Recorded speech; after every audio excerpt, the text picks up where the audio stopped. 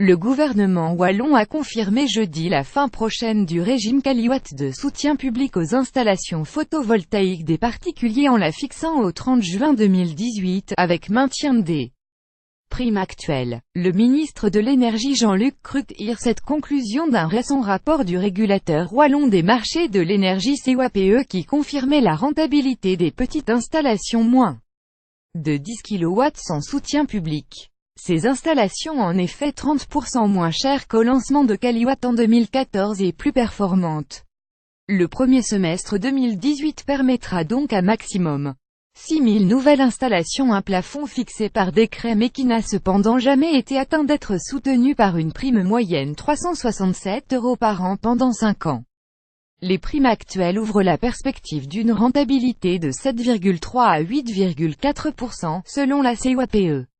Le régime des primes Qualiwatt avait remplacé le régime Solowatt, fondé lui sur l'octroi de certificats verts, mais dont le succès et l'insuffisance de balises avaient généré un dérapage budgétaire.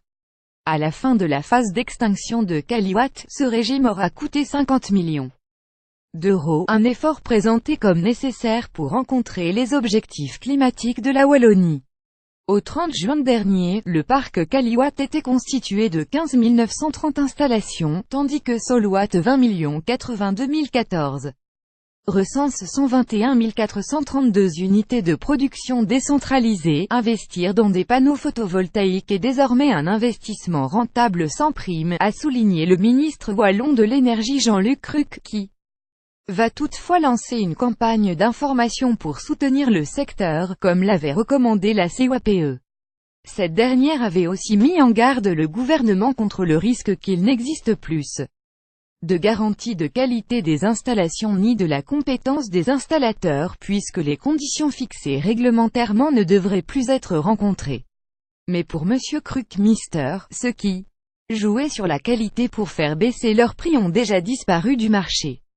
Concernant l'avenir du petit photovoltaïque, le ministre dit souhaiter le maintien du principe de compensation via le compteur qui tourne à l'envers, et se dit opposé à des tarifs d'injection ou de prélèvement, autant de décisions qui reviennent toutefois à la COAPE. Il préfère parier sur les compteurs intelligents. Notre dossier complet dans nos éditions digitales.